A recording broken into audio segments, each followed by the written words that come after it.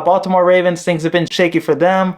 They've come up short each of the last seasons in the playoffs. Lamar's elevating his game. They're still coming up short from getting to their ultimate goal, their ultimate destination. So in this video, I'm going to break down exactly the offseason they need to have to win a Super Bowl and to hold that Lombardi trophy, to maybe see the Philadelphia Eagles in the Super Bowl next year. That's the Super Bowl I want to see. So let's break it down. Let's start by extending Lamar. You extend Lamar and you backload his, extension and his contract and that money with the new salary cap that just went in place. Teams are going to be able to spend as much money as possible and then, worry about it later. That's the kind of mindset that this new salary cap is going to give teams.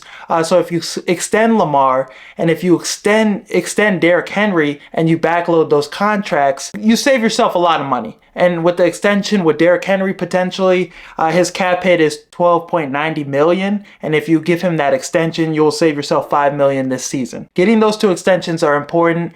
Derrick Henry wants to retire as a Raven, so keeping him in Baltimore would be ideal. Lamar, you obviously want to keep him as long as possible, keep him for his whole career. You want him to retire as a Raven, obviously, because there's not a lot of quarterbacks better than Lamar. There's not a lot of other options you could get than Lamar other than Patrick Mahomes, maybe. And I think with, Justin Tucker, that's the next move. I think with all the allegations with his play, just him being a shell of himself this year, missing a lot of field goals, causing the Ravens to lose some pivotal games, like the Pittsburgh game. He missed a bunch of field goals that game. Other games, he's just not the same player he was. So if you cut him, he's just not the same player he was. And with the allegations, all the stuff he's got going on, you got to cut your losses. If you cut him, you save $4.2 million, and that's a post June 1st cut. So you won't get that money until June 1st, but you could use that money for, adding players during the season, just giving yourself extra flexibility. Trading or cutting Mark Andrews, you save yourself $11 million. And with Isaiah Likely and Kohler back behind him, Kohler's a pretty serviceable backup tight end. He's had some flashes, but Likely, this is a guy that could be a tight end one. On a lot of other teams, he would be a starting tight end. The game he had against the Chiefs, he was fantastic. Earlier on the season, Mark Andrews was struggling and Likely was taking off. We could see Likely be a top tight end in the NFL. Andrews is still really good. He still finished with a really good season for the Ravens, but I think moving on from him, having to give him a big contract coming soon, it's better to cut your losses with that and send him to maybe the Chargers. I think that's probably the best fit. They need better production from their tight end, and Greg Roman, that's a guy he's very familiar with, former OC for the Baltimore Ravens. So I think him with Justin Herbert with the Chargers, that's a good spot, good landing spot for Mark Andrews. And you could get a 4th round pick. You save $11 million, and then you're basically giving the keys to Likely, who's going to be up on a contract at the end of this next upcoming season as well. So you're giving him the keys to be the tight end one. Let's see what he could do. 24 years old, I think he'll be 25, but with all the talent he has, I'm excited to see him get a full extended workload and full amount of reps instead of, having to share with Mark Andrews. I think he could be a 1,000-yard tight end. Like, he's that fucking good. There's not too many tight ends that are more skilled than Likely. So with him stepping into that tight end role, tight end number 1 role, I think he would flourish. I think cutting Arthur Millette makes a lot of sense too. You save $2.3 million. He's a depth corner. Solid season the season before last season, but this year he only played 3 to 4 games. So just keeping him doesn't make too much sense. It's not necessary. And if you could save $2.3 million, which I know doesn't sound like a lot, it could go a long way. You should do that instead. Now for people I would resign, Darius Washington. He had a really good season towards the end when they made that switch. They were starting Marcus Williams. Eddie Jackson was seeing time. When they made that switch to starting Darius Washington at free safety, they saw this defense play a lot better, and he played really well. Big reason why the secondary was playing better. The Ravens were better in coverage. They went from one of the worst defenses in the NFL to first in damn near every category towards the end of the season. 62 tackles, 2 interceptions, and he's a good fit next to Hamilton. So I would bring him back, sign him to a decent deal, friendly deal. Don't think he would garnish too much, but this is a guy 25 years old. And with Chuck Pagano coaching safeties now, he's going to be balling. He's going to be playing. He's going to elevate his game, I think. So bringing him back makes a lot of sense. Re-signing Pat Ricard.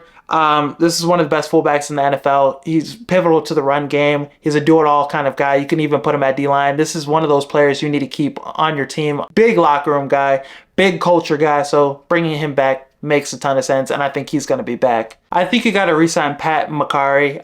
Filled in very well at guard. Held his own. The Ravens had to replace 3 starters, and this is a guy you could put at tackle. You could put him at guard. You could put him all over the offensive line. Very versatile offensive lineman. He's been in the building for a while. He has that continuity with the rest of the offensive linemen. So this is just that kind of necessary piece to the offensive line. He's shown he could be a good starter for you. He's shown he could be a role player offensive lineman, a guy that you can just rotate all over the offensive line, fill in for other guys that get banged up. So I really like his game. I really like what he did this season too. Helped, Falele, helped Rosengarten, all these other young pieces on this offensive line play a lot better. I think you re-signed Tylan Wallace. Good return man.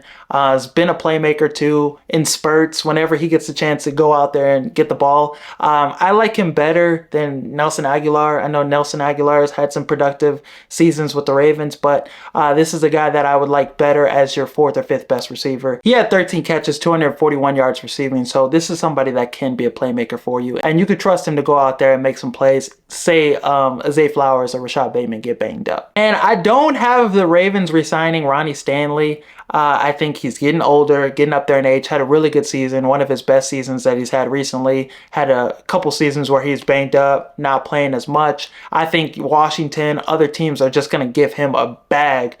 So you got to look in the draft like we're going to have to replace Ronnie Stanley. And that's what the Ravens have been doing. They've done a great job replacing starters this last season. 3 starters they had to replace. They added some young players in this offense line, and they got the job done. They held their own. So I could see that same trend, replacing a tackle, probably getting another guard in there, and you're good.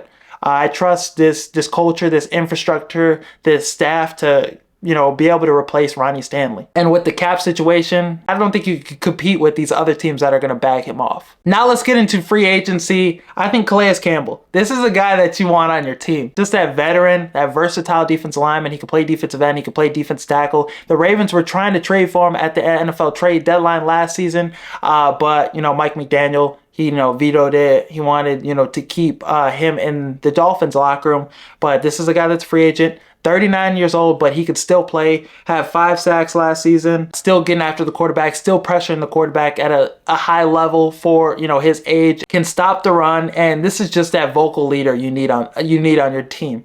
Roquan Smith is a big leader on that defense, but just having another guy out there that's like a coach, I think that just makes a lot of sense, and he won't cost too much. This is a guy that wants to compete for a championship and win a championship, and I think coming back to Baltimore makes a lot of sense for him. The Baltimore Ravens, they like signing those older players and getting the most out of them. Kyle Van Noy, he's having career years in Baltimore now, so just going after those older guys that are going to produce at a high level for 1 or 2 seasons, and then you just rinse and repeat. They've had success doing that, so I could see them bringing back a familiar face in Calais Campbell. I think you could sign DeMarcus Walker. This is a guy that just got cut by the Chicago Bears. This is another versatile defensive lineman. He could play defensive tackle. He could play defensive end. Has had 3.5 sacks the last 2 seasons with the Chicago Bears, and he's a productive guy. As your 4th or 5th best pass rusher, he's amazing. 7 sacks in Tennessee, and the last 2 seasons he's played all 17 games.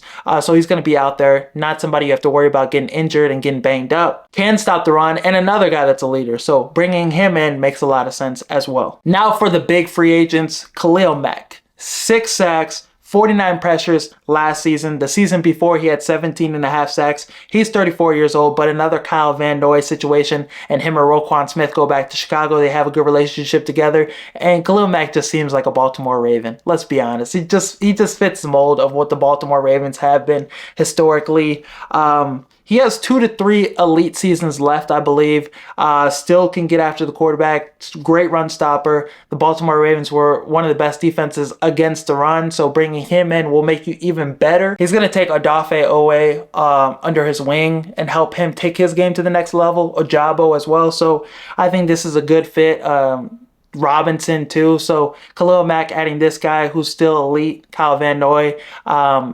They had 2 guys this season that had 10 sacks, but they still weren't getting those quarterback pressures. They weren't making the quarterback feel them still as much as they should have been. Josh Allen had all day, and that's really killed them. The secondary was getting tore up too in that game. So I think adding Khalil Mack helps you. You need to get a pass rusher. That's one of your big needs this offseason. So adding Khalil Mack should be one of their top priorities. I think DeAndre Hopkins makes sense at the receiver position too. I feel like Zay Flowers, Rashad Bateman was really good this season, but you need that third guy, that third receiver, and they didn't have that. Zay Flowers, Rashad Bateman, both getting banged up. Zay Flowers didn't play in the playoffs. It really kind of cost you. It really hurt you. You know, against Buffalo, Lamar Jackson had Mark Andrews fumbling twice. He had Anthony Miller out there catching a couple passes. So that you need to avoid that. So adding DeAndre Hopkins still can be effective. Smart veteran, reliable hands. Him with Lamar Jackson, I think we could see DeAndre Hopkins still be really productive, maybe 800 yards. And that's huge for you. If you could get Rashad Bateman, likely Zay Flowers, those guys to be really, really productive, and then you get a receiver 3 option, give you 800 yards, you're going to take that every day. He had a 1,000-yard season, 7 touchdowns, 75 catches in 2023 with Will Levis as his quarterback. So he still could be really productive. I think this is cheaper than going to get a Devontae Adams or going to get a Tyreek Hill, trading for those guys. I still would do that if you can, but DeAndre Hopkins, you could sign him in free agency and it'd be cheap. I think a move I would also make, the 4th round pick you get for trading Mark Andrews, I'd use that same pick, trade for Jair Alexander. And there's talk he could get cut, so you won't even probably have to trade for him. But I think bringing him into the secondary makes a lot of sense. He's only 28 years old. I know he's been injured a lot, been banged up, but when healthy, this guy is an elite corner. He's a shutdown corner. He has a connection to Lamar Jackson. They both played at Louisville together.